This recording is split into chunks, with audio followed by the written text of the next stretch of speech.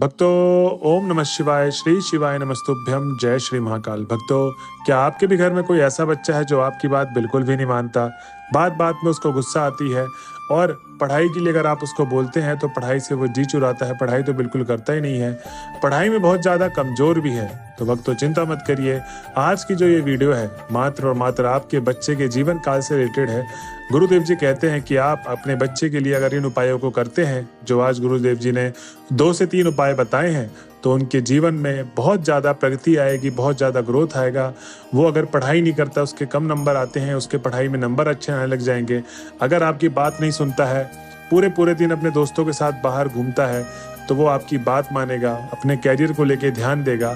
तो आपको बस आज के गुरुदेव जी के बताए गए उपायों को करना है। तो भक्तों चलिए चलते हैं उपाय की तरफ और जानते हैं गुरुदेव जी के आज के इस वीडियो में गुरुदेव जी ने कौन कौन से उपाय बताए थे। और जो भी भक्त आज हमारे चैनल में पहली बार आए हैं और मेरी आवाज़ पहली बार सुन रहे हैं, तो चैनल को कर ले सब्सक्राइब और बेल नोटिफिकेशन को ऑन कर ले, जिससे गुरुदेव जी की आने वाली अपकमिंग वीडियोस आपको मिलती रहे। तो भक्तों चलिए चलते हैं सबसे पहले उपाय की तरफ, जिसमें गुरुदेव जी बताते हैं कि ये आपको क्या करना है इस उपाय में। ये सबसे पहले तो आप लिख लें, इस उपाय को आपको किसी भी सोमवार के दिन करना है। जी हाँ भक्तों, गुरुदेव जी कहते हैं कि जो भी अगला सोमवार आएगा, जिस दिन भी आप ये उपाय सुन रहे हैं, उस दिन आपको अपने ये बच्चे के लिए उपाय कर लेना है। अब इस उपाय में सामग्री क्या क्या चाहिए, आइए जानते हैं। तो इसमें गुरुदेव जी कहते हैं कि सबसे पहले तो आपको चाहिए 71 चावल के दाने। अब जो 71 चावल के दाने लेंगे, इस चीज का आपको विशेष ध्यान देना है कि वो 71 चावल के दाने कहीं से टूटे फूटे ना हो, मतलब खंडित ना हो, ठीक। और सिर्फ आपको 71 चावल के दाने ही चाहिए, तो गिन के आप उसको अलग कर लें। अब उसके बाद भक्तों गुरुदेव जी कहते हैं कि आपको चाहिए 5 समी पत्र। कितने चाहिए? मात्र 5 समी पत्र। और जो 5 आप समी पत्र लेंगे वो भी कहीं से कटे पिटे खंडित नहीं चाहिए आपको, ठीक, एकदम ताजे समी पत्र चाहिए। और गुरुदेव जी कहते हैं कि अगर आपको 5 समी पत्र नहीं मिल रहा है तो आप 5 लौंग ले लें। और जो आप लौंग लेंगे वो फूल वाले लौंग होने चाहिए, वो भी कहीं से खंडित लौंग ना हो, ठीक। जो पूरे लौंग होते हैं फूल वाले, वही आपको लौंग चाहिए।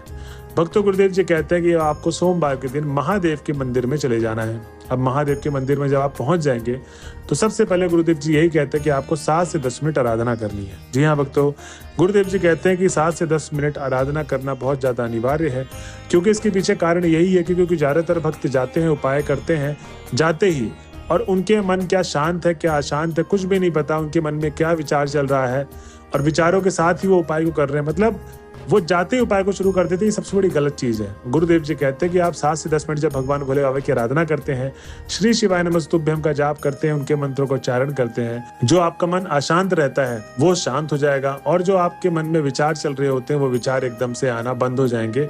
और जब आप सच्चे मन से भगवान भोले बाबा से प्रार्थना करेंगे, वो उपाय करेंगे, तो वो आपकी जो मनोकामना है भगवान भोले बाबा तक पहुंचेगी, और आपकी जो मनोकामना भगवान भोले बाबा अवश्य पूर्ण करेंगे। तो इसीलिए आपको सबसे पहले जो भगवान भोले बाबा के मंदिर में शुरू करना है वो है 7 से 10 मिनट का जाप, उनके मंत्रों का उच्चारण। उसके बाद ही आपको उपाय शुरू करना है, ठीक। अब ये तो हो गई पहली चीज उपाय में। अब गुरुदेव जी कहते हैं कि आपको सामग्रियों को कैसे कैसे अर्पित करना है, ये जानते हैं। तो गुरुदेव जी यही कहते हैं कि आपको जब महादेव के मंदिर में 7 से 10 मिनट आराधना कर लिए, अब आपको उत्तर दिशा की तरफ मुख करना है। जो आपका चेहरा होगा वो उत्तर दिशा की तरफ होगा और शिवलिंग के सामने आपको बैठ जाना है। जी हाँ भक्तों, गुरुदेव जी कहते हैं कि अब आपको माता शोक सुंदरी का स्थान दिख रहा होगा। जिन भक्तों को नहीं पता कि माता शोक सुंदरी का स्थान कहाँ है, तो दाहिने हाथ में माता शोक सुंदरी विराजमान होती है, ठीक।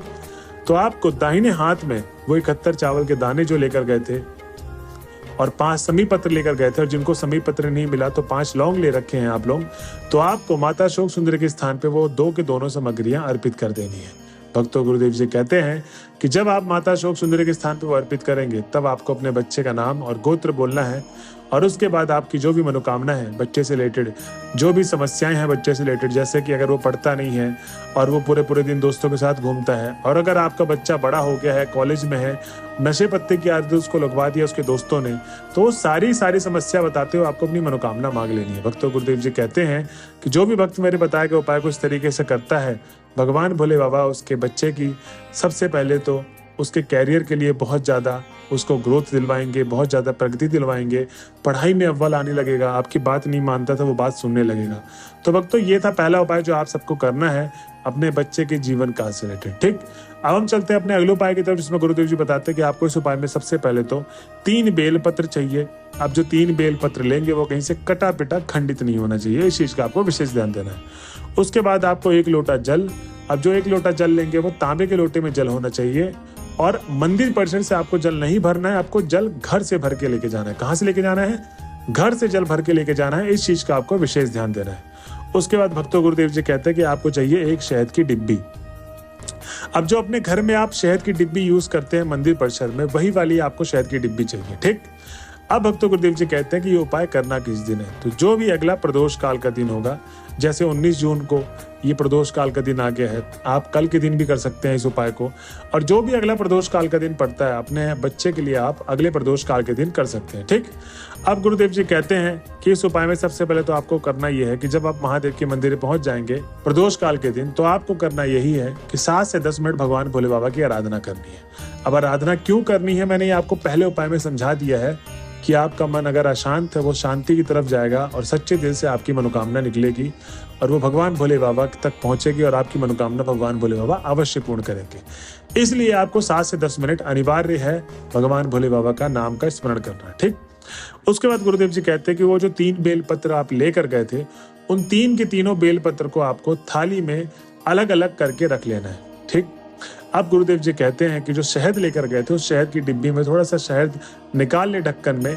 और अब आपको करना यह है कि जो 3 बेलपत्र का बीच वाला पत्ता होता है, जैसे आप सबको पता होगा कि एक बेलपत्र में 3 पत्तियां होती हैं, तो जो सबसे बीच वाली पत्ती होती है, ऊपर वाली पत्ती होती है, उसी में आपको 3 के तीनों बेलपत्र में आपको शहद लगा देना है। जी हाँ भक्तों, गुरुदेव जी कहते हैं कि जैसे आप शहद लगाएंगे, वो पूरे के पूरे बीच वाले पत्ती में लगी होनी चाहिए। ये नहीं कि थोड़ा सा एक बूंद लगा दिया हो गया, पूरे बीच वाली पत्ती में एकदम कवर होनी चाहिए, अच्छे तरीके से शहद लगा दे। उसके बाद आपको अब करना यह है कि जो महादेव के शिवलिंग का जो जलाधारी वाला भाग होता है, जहां पर आप जल समर्पित करते हैं, वहां पर आपको 3 के तीनों बेलपत्र को, जहां से आपने शहद लगाया था, वो शहद वाले भाग से ही आपको वो 3 के तीनों बेलपत्र को समर्पित कर देना है। जी हाँ भक्तों, गुरुदेव जी कहते हैं जब आपने बेलपत्री को समर्पित कर दिया है जलाधारी वाले भाग पे, अब उसके बाद आपको जल समर्पित करना है। अब भक्तों, बहुत सारे लोगों को जल समर्पित करने का तरीका नहीं पता।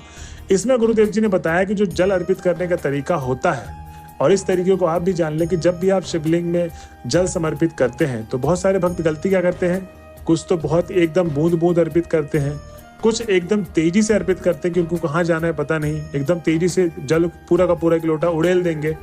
ऐसा नहीं करना है आपको। गुरुदेव जी इसमें बताते हैं कि आपको जो जल अर्पित करना है, इसमें आपको, जैसे आपने देखा होगा कि एक नदी होती है। ठीक। नदी एक समान धारा की तरह बह रही होती है, न ज्यादा तेज न ज्यादा धीरे, एक समान धारा बनाते हुए नदी बहती है। ऐसे ही आपको जल अर्पित करना है। जब आप जल अर्पित करेंगे तो ज्यादा तेज नहीं होना चाहिए, न ज्यादा धीरे होना चाहिए, एक समान धारा बनाते हुए, एक लय बनाते हुए पूरा का पूरा जल समर्पित करना है। अब जब आप जल समर्पित कर रहे होंगे तो आपको महादेव के नाम का उच्चारण भी करना है। जी हाँ भक्तों, गुरुदेव जी कहते हैं कि श्री शिवाय नमस्तुभ्यम का निरंतर जाप करते रहिए। जब तक आपका पूरा का पूरा जल समर्पित नहीं हो जाता, तब तक आपको ऐसे ही करते रहना है। उसके बाद भक्तों, गुरुदेव जी कहते हैं कि जब आप जल समर्पित कर देंगे, तब आपको अपने बच्चे का नाम और गोत्र बोलना है, और जो भी मनोकामना है आपकी, जो भी समस्याएं हैं, तो सारी की सारी समस्याएं बोलते हुए अपनी मनोकामना भगवान भोले बाबा से मांग लेना। भक्तों, गुरुदेव जी कहते हैं कि जो भी भक्त मेरे बताए गए उपाय को इस तरीके से करता है, उसके बच्चे के जीवन काल से रिलेटेड जो भी समस्याएं चल रही हैं, वो सारी की सारी समस्याएं उसकी जड़ से समाप्त होंगी और उसकी मनोकामना अवश्य पूर्ण होगी, और वो अपने जीवन में बहुत आगे जाएगा, बहुत ज्यादा ऊंचाइयों को छुएगा, और कभी भी उसके जीवन में कोई ऐसा कलेश नहीं होगा जिससे वो नीचे की तरफ आए, अपने जीवन को खो दे। तो भक्तों, ये थे आज के उपाय। अगर आप अपने बच्चे के लिए उपाय करती हैं तो आपकी मनोकामना अवश्य पूर्ण होगी। और ये थी आज की वीडियो। अगर आप वीडियो के लास्ट तक आ गए हैं तो श्री शिवाय नमस्तुभ्यम लिखना ना भूलिए। मिलते हैं अगले वीडियो में। जब तक के लिए बने रहे हमारे चैनल में। हर हर महादेव।